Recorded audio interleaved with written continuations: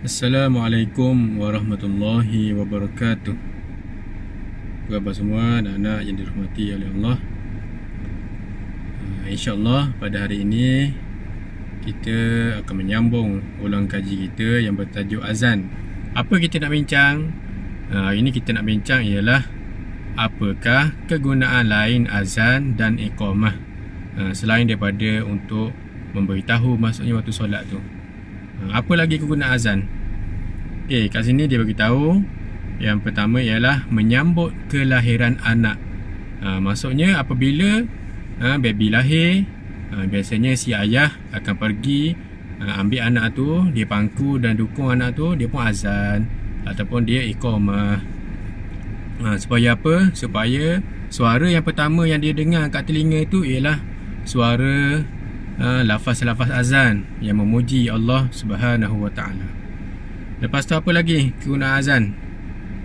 Iaitu sebelum kita memulakan perjalanan musafir, kita boleh azan. Contoh kalau dekat kampung-kampung tu, bila orang nak pergi buat haji, dia orang akan azan dulu dekat rumah tu, sebut-sebut ataupun melafaz lawangan azan tu, dengan hasrat perjalanan tadi mendapat keberkatan dan perlindungan daripada Allah Subhanahu Wa Taala. Begitu juga ketika cemas, seperti ribut ataupun ada tsunami, ada kebakaran dan malapetaka lain. Bila ada bencana macam ni, biasanya orang azan seru nama Allah Subhanahu Wa Taala. Moga-moga Allah melindungi daripada bencana tersebut. Seterusnya ialah kita juga boleh gunakan azan apabila melihat ada orang yang dirasuk, syaitan kacau dia, maka kita boleh azan.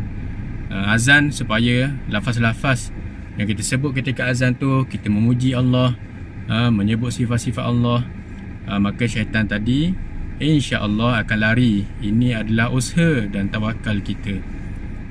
Yang terakhir ialah ketika sesat, kita boleh laungkan azan. Contoh kalau kita sesat dalam hutan tu, kita cuba azan supaya orang dengar suara kita, bomba dengar suara kita, dia pun dapatlah selamatkan kita ketika kita sesat. Sebab tu azan ni banyak kegunaan dia selain daripada untuk memberitahu maksudnya waktu solat. Jadi kita, terutamanya orang lelaki, kena pandai azan, kena belajar azan betul-betul. Yang terakhir ialah kita nak tahu apakah hikmah ataupun kebaikan azan itu sendiri. Yang pertama, azan merupakan syiar Islam. Bila azan, contoh dekat Malaysia ni banyak masjid surau. Bila ada suara azan, orang akan tahu, Malaysia ni negara agama Islam adalah agama rasmi. Maka insya-Allah bila suara azan itu sentiasa dilaungkan, syiar atau agama Islam ini semakin kukuh dan semakin kuat. Dan orang yang dengar azan tu kena pergilah solat. Jangan dengar aja azan tapi tak pergi solat. Itu masalah. Okay, yang kedua, azan ini nak beritahu bahawa tanda maksudnya waktu solat. Ini kita semua dah maklum. Yang ketiga ialah menyadarkan umat Islam daripada sifat lalai. Macam kita bagi tahu, bila azan ni orang akan tahu, dah masuk waktu Zuhur. Maksudnya orang tu akan sedar, tadi duduk main bola petang-petang, tiba-tiba dah azan maghrib. Maka berhenti bermain bola tu, dan balik-balik bersiap-siap untuk solat maghrib. Okey. Yang keempat, melatih hidup berdisiplin dan menepati masa.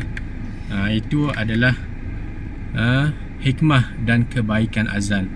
Azan ni boleh didik kita supaya menjadi orang yang sangat berdisiplin. Okey, ini saja ulang kaji untuk hari ini. Lepas ni boleh buat sedikit latihan yang diberikan. InsyaAllah kita akan berjumpa lagi di masa akan datang. Assalamualaikum warahmatullahi wabarakatuh.